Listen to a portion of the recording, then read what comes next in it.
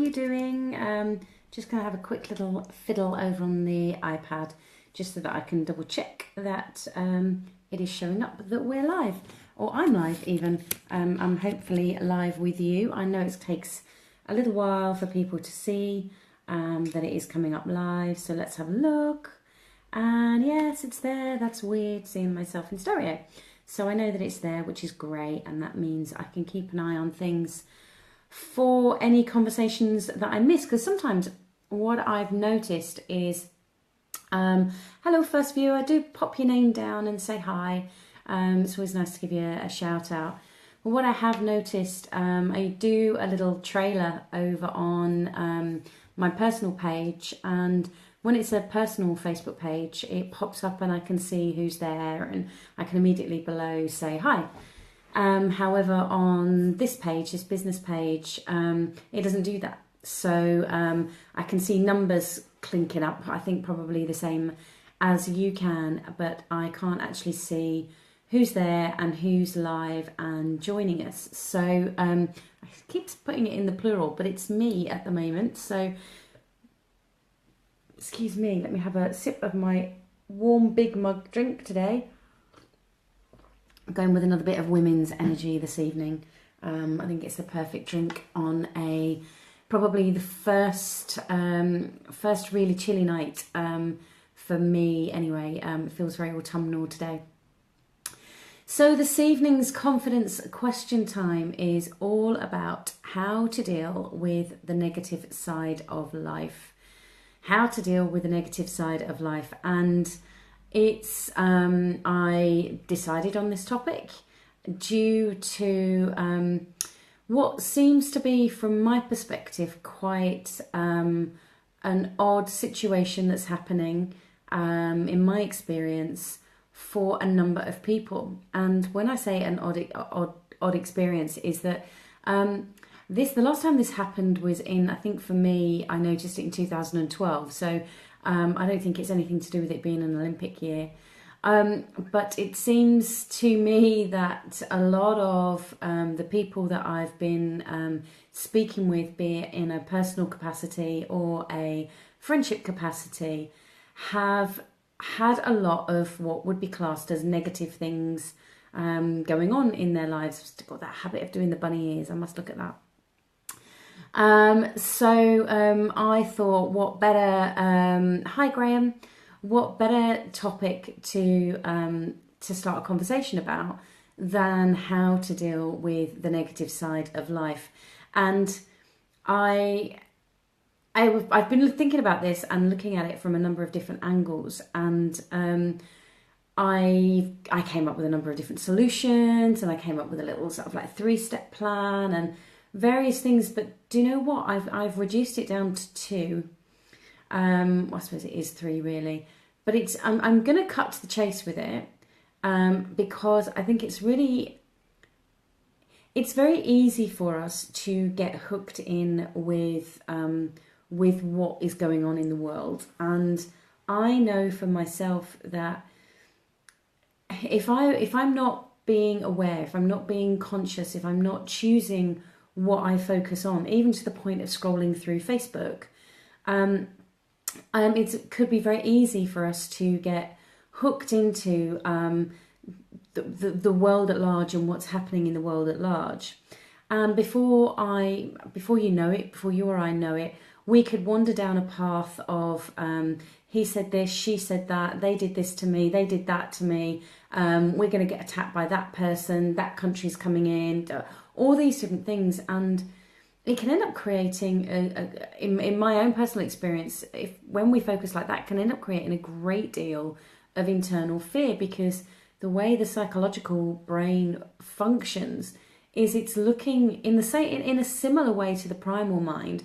The primal brain is looking to keep us safe. That's what it does. I think I said it last session that we had, that if there was a loud bang outside our windows, wherever we are, our primal brain would kick in and look to keep this being alive. And our psychological brain does the same, but it's not necessarily trying to keep this being alive, this physical body, where that's the job of the primal mind. The psychological mind is trying to keep alive this a self-perception. So it's about self-preservation, the me that it thinks it is. So when it kind of starts to hear or read or see in any capacity what can be described as the negative side of life, all these different things that are going on around the world or even locally, might be even in your own home, that it's then going to look into self-preservation, and it's going to do whatever it can to protect the me that it believes it is, and do whatever possible, because it thinks that those external things are going to attack it. So it can become defensive, it could become victim-like, it could become avoiding, it could become exaggerating, it could do behaviours of escapism.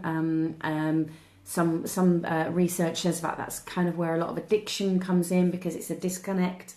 There's been a lot of research around that addiction can be looked at. I was going to use the word healed or cured, but I'm not sure if those are the right words, through development of connection with people. And I think that when our psychological brains perceive that we are under attack or scared, it goes into that self-preservation, and that self-preservation is going to be going against and protecting, or perceives it's going to be protecting us against this negative side of life. So as usual, I'm just going to waffle on, but please do let me know if what I'm saying makes sense. Do as Graham's done, and just say hi as well. I am currently quite cold this evening. I didn't have the heating set to come on, so hence why I'm hugging my mug. So kind of the main theme around this evening that I want to get across to you is that I'm not a Pollyanna. I'm not somebody who believes in positive thinking and ignoring the other side of the world or the other side of life, and just kind of going, everything's fine, everything's going to be rosy and shiny, and everything's jolly and skippy and happy clappy, because that's kind of that's not real either. But equally, I'm not about it's all doom and gloom and we're all doomed, as a Scottish friend of mine would say. It's not about that either. I'm looking for being in the truth of what is, being in looking for myself as much as possible to get clarity around life.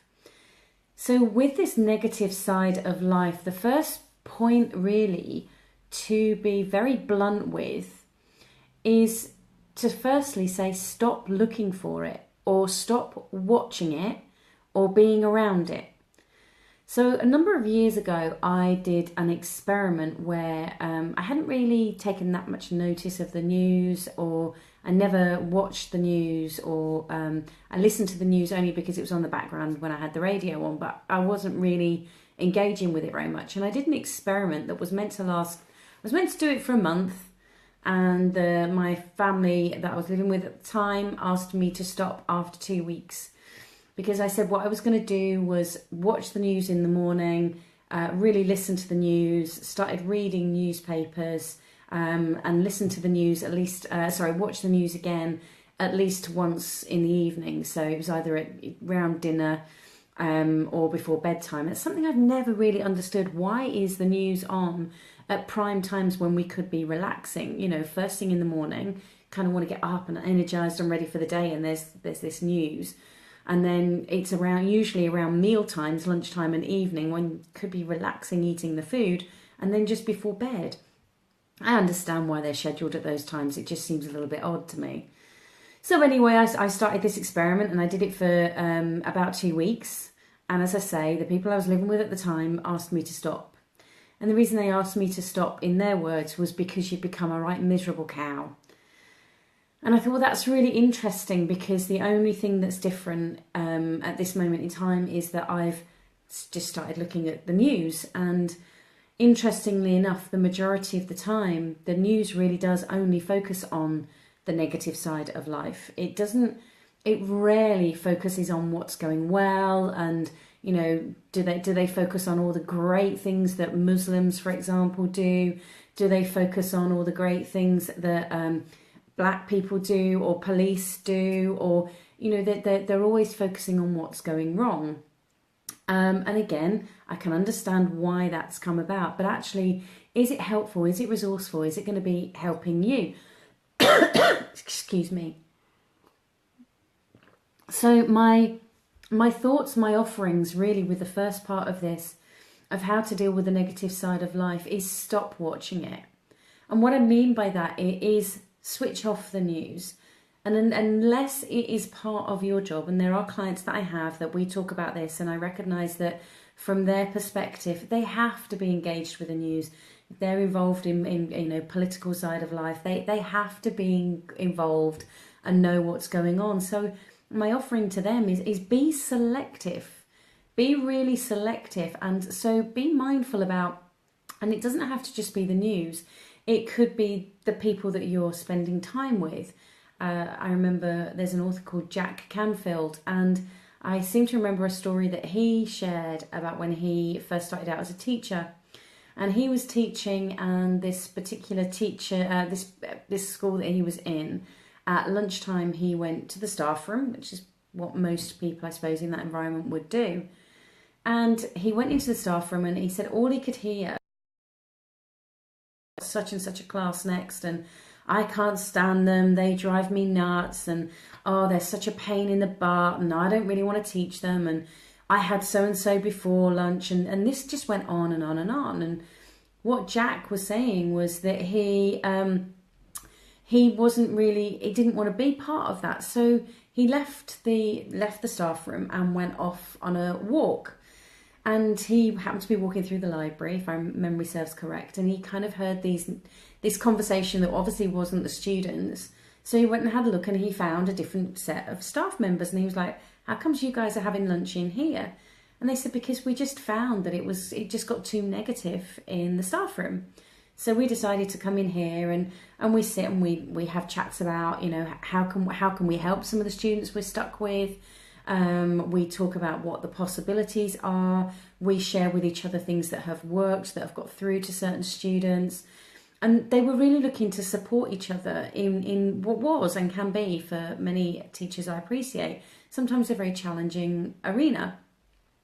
But they just had a very different way of looking at it and a different way of dealing with it.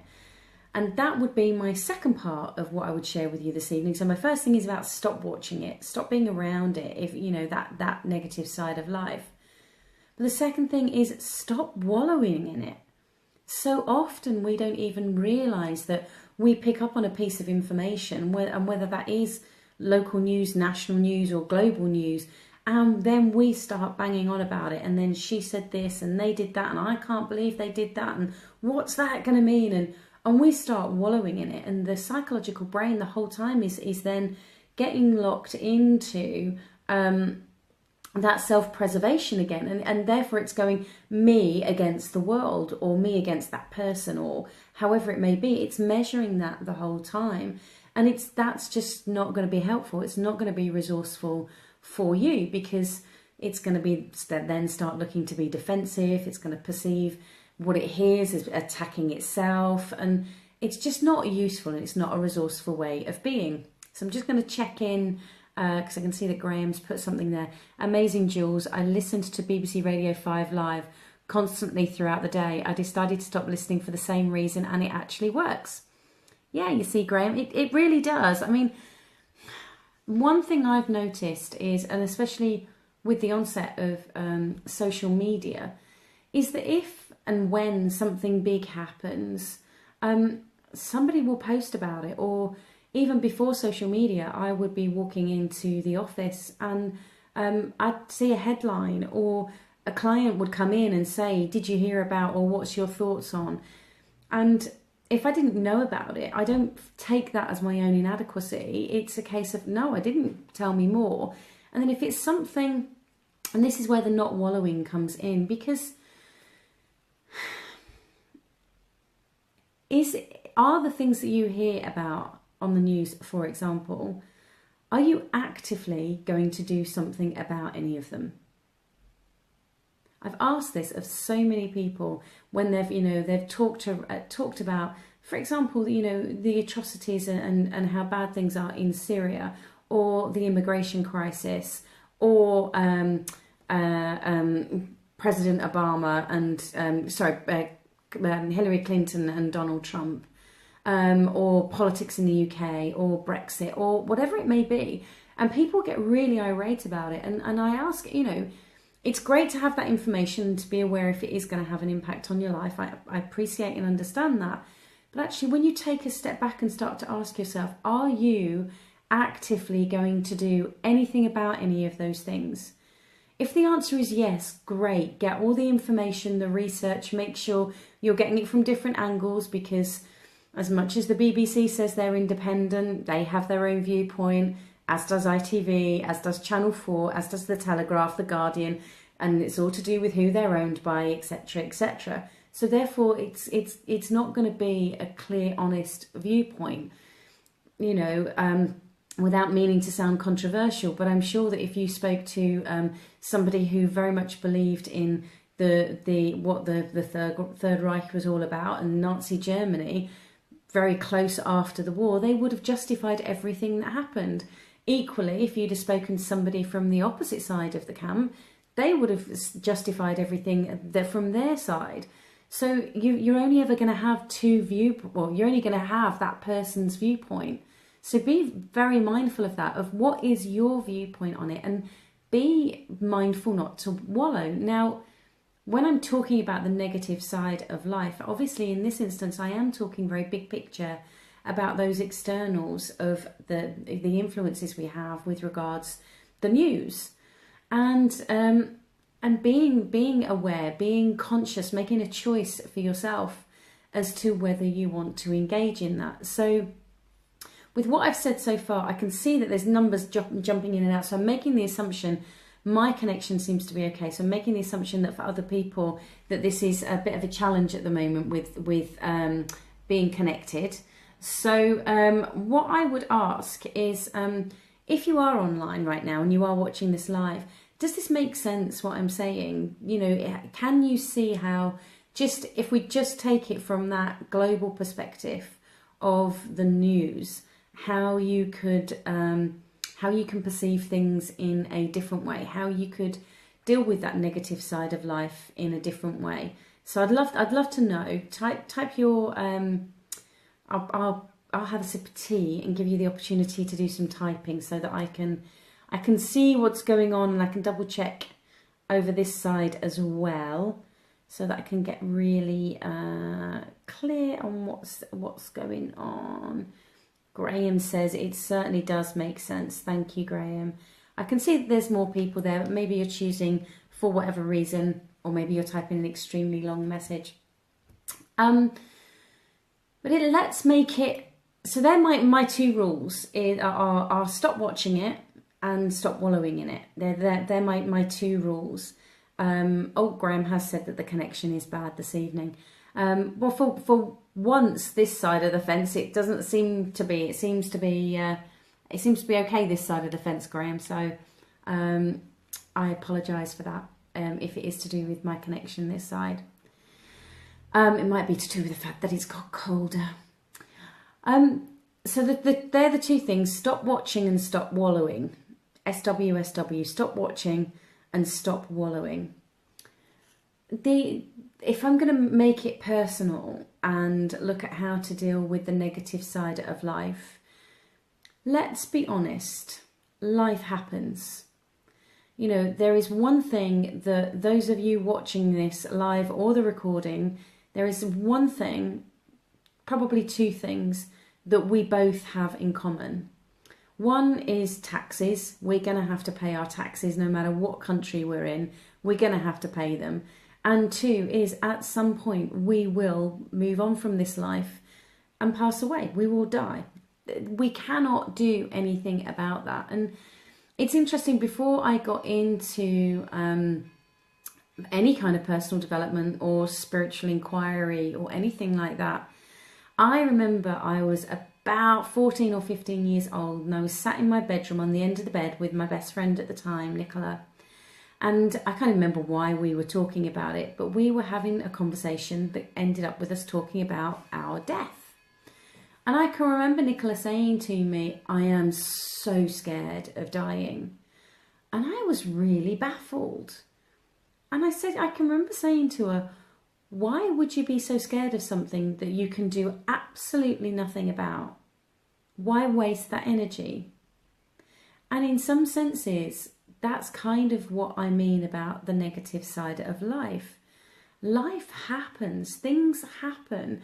You know, gosh, if I list out the catalogue of things that have happened to me in the last, not happened to me, but around me, in the last 5 years, you know, from people dying to divorce, relationships ending, illnesses, my long, dear, beautiful pet cat dying, all sorts of things like that have happened. That is part of life. Things happen. I've won contracts with clients. I've also lost contracts with clients. I've had proposals accepted. I've had proposals that have never gone any further than them first being submitted. So, you know, life happens, but it's about how we deal with it. And I want to reiterate that this isn't about taking a Pollyanna attitude of everything's all right and rosy and dandy and happy and jolly. It's life happens. So what can I do with where I'm at right now? What can I do with where I'm at right now? Which is kind of, in some senses, fairly similar to what I was talking about last week with regards guilt. But what can I do from where I'm at right now with what's happening? And sometimes, you know, your answer may be nothing. You may not be able to do anything at all with what's going on for you right now. It just may not be possible. It may be a case of that all you can do is put your feet up and chill out. But equally, there could be something active that you could do. There could be something proactive that you could be doing that's going to make a difference for yourself. And it could be the simplest of things of switching off the radio, having realised that you had it on in the background the whole time, as Graham said earlier, and that it's not doing you any favours. And maybe if you put classic FM on, it might give you, you know, at least some quality music to listen to. I don't know. But it really is about not wallowing in it. One of the if you've listened to me at all in the last few weeks or followed me, you'll know that one of the teachers that I admire a lot is a gentleman called Adyashanti. And one of my favourite quotes of Adyashanti's is, "A sure way to suffer is to argue with what is. A sure way to suffer is to argue with what is." And what I take from that message is that I can get really angry and upset about the fact that my cat had died, for example, but I can't change it. And I'm only going to suffer with that. It's only going to make me uncomfortable or sad or angry at myself or frustrated. I can't do anything about it. The situation has happened. So the key way of dealing with, and I'm kind of in my head, I'm kind of realising the last 3 episodes of Confidence Question Time about how they're all piecing together. So if you haven't watched the last 2 prior to this, then I think I've got these in the correct order. But so 3 episodes, if you include tonight, 3 episodes ago was all about boundaries and setting boundaries and the importance of setting boundaries and how they impact and support your self-confidence. And then last week was around guilt and how to face and deal with guilt. And I'm kind of in my head just suddenly saw that pattern flow out with when you've got boundaries in place, when you're not feeling guilty or buying into and creating that guilt. Actually, so much of that negative side of life just drops away because you're not arguing with what is. You are recognizing what is and doing what you can to move forward with it.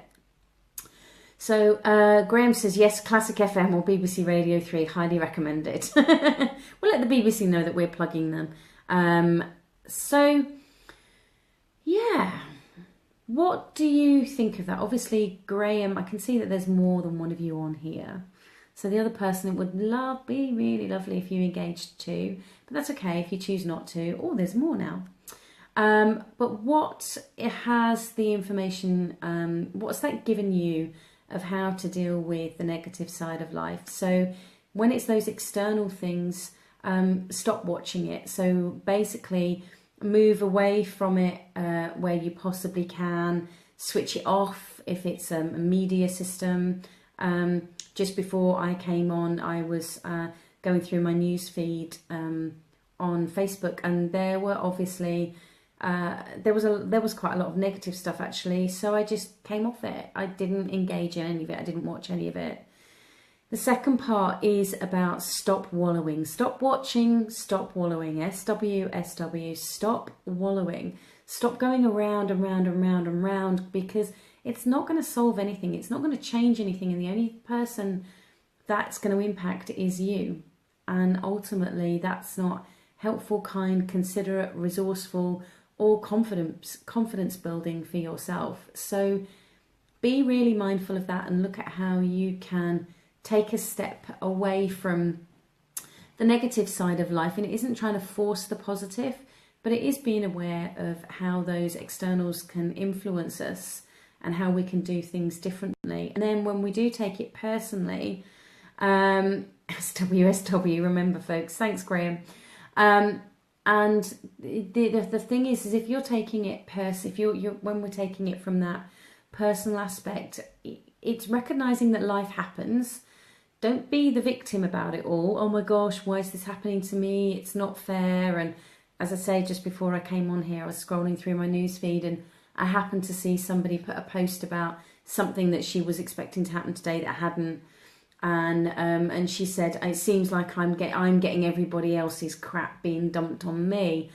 And that's just a real victim way of seeing life, which is so unresourceful and unhelpful to you. It's unhelpful to those around you. And you're kind of throwing a pity party for one, really. And that's not going to help you develop confidence. It's certainly not going to help your self-esteem. Let alone all the other aspects around self-worth as well, that it's just not going to be helpful. So when life does happen and it throws you a curveball, as it has for myself and also a number of clients and a number of friends in the last 5-6 weeks or so, is look at what's happened and go, okay, it may not be how I want it to be. I may not have expected it, but what can I do from here? From this place of where I'm at right now, with the information that I have, what can I do from here? Because that's a place that's empowering. That's where you can make some decisions, and you may want to get some support with knowing what the right decision is for you. And yeah, absolutely, I'm going to say reach out and get yourself a coach, because I genuinely believe in the value of great coaches. And just be extremely mindful of not slipping into that victim side of it, and just look at where you're at right now, and every day, every moment, every hour, if need be, just keep asking yourself, I ask myself, okay, so what can I do from here? You know, I'll give you a true example of what's happening for me at the moment. I've been, I delivered my Being You retreat at the weekend in Suffolk in the UK. Fantastic 2.5 days. Really wonderful, lovely group. Had a great time, and so I've been working all weekend, and then didn't get back till very late on Sunday. Got up early on Monday. Was up early again today, and because I've had lots of events this month and lots of trainings and various things happening, I'm a little bit behind with something that I need to get done. And I know that the old version of me a few years ago would have been kind of berating myself, putting myself down, calling myself all the names under the sun, moping and doing that wallowing. Whereas now I'm like, okay, I'm behind. Okay, so what can I do? From where I'm at right now, what can I do? Moaning about, well, I should have done this last week. Okay. And look at that and get very clear with that and move forward from that.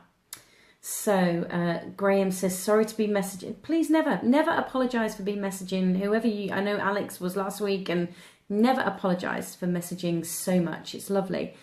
Sorry to be messaging so much, but all this could have been said for me. Maybe it was, Graham. Very, very helpful, Jules. I'm really glad, Graham, because as I said before, I know that the two that we've had an exchange with emails, and I'm aware a little bit of the situation that you're in. So this topic wasn't specifically for you, but if the information that I've shared this evening has been of value and of help to you, then you've had my attention for the last half hour, and hopefully that has given you something to really think about and look at how you can move forward from where you are right now. So if you've got any other questions, the others of you that are watching, thank you for the thumbs up. That threw me then. There was hearts and thumbs going across. If you've got any other questions, any other thoughts or comments, then please do put those in the box before I finish off, and whilst you maybe are typing, because it really is lovely to hear from all of you that are watching, whether it be on the recording or whether it's live, just to say, yes, it's made sense, or how does it work with, and like last week, I know that one of the people that was on live last week was very much about, right at the last minute, was asked a question that kind of took the topic but put it in a slightly different spin, which was really lovely. So ask the questions if you've got them. I'm waffling so that you can type. And also, if you have a question that you maybe don't want to post on here directly, then again, whether you're watching the recording of this or whether you're watching this live, then direct message me, and I'll do what I can to see if it's a topic that we can bring to the confidence question time. That would be fantastic to hear from you, and also to remind you that the Truth About Confidence full-day workshop that is happening on the 16th of October has currently only got 9 places left on it.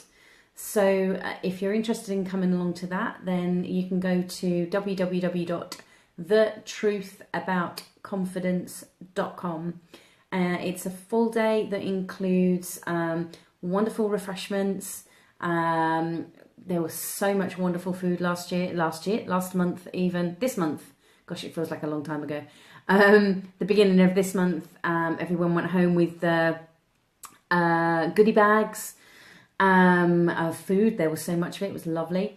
And it got, it shows that one of the places that has been booked for this year, for this next month, my time frames have gone all over the place, is somebody that came last time that said, I got so much, I want to hear it all again, because I know I'm going to get stuff in a different way. Head on over to www.thetruthaboutconfidence.com and you can book your place there. And I'm assuming there's no more questions. There is a secret viewer hiding in the background. Do let me know if you've got anything that you want to ask. And in the meantime, as one last comment, these classes should be on terrestrial TV. Feel free to start a campaign, Graham. Thank you very much. That's very sweet of you. As I've said all along, my aim with these is to make them as resourceful and as helpful as possible, to guide you to other resources, give you bits of information. I really appreciate that it's very big picture, surface level kind of stuff.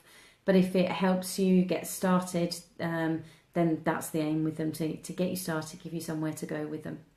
So I think next week will be interesting.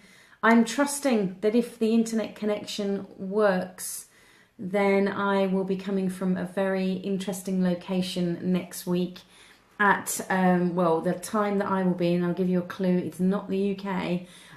So the time of where I will be, it will be 8 p.m. And as long as the internet connection is okay where I'm staying, then it will be back on Monday. So Monday, is it the 27th, I think? 23rd, 24th, 25th, or is it the 26th? Might be the 26th. Whatever Monday's date is, I will be there, 7 p.m. UK time, 8 p.m. where I will be somewhere in Europe, and depending on where you are around the world. So if you think that Eastern time, that will be about, oh gosh, what is that? 2 o'clock Eastern time, and it's around about 11 a.m. for Pacific time, and off the top of my head, no, that'll be 11 a.m. for Pacific. And I can't do it the other way, going east. I do apologise for those of you in the east of the world. But anyway, thank you for your company this evening, Graham. Thank you for your interaction and your campaign to get these classes on terrestrial television. And I look forward to speaking to you again next week from a very special place. So take care. Remember, SW, SW. Speak soon.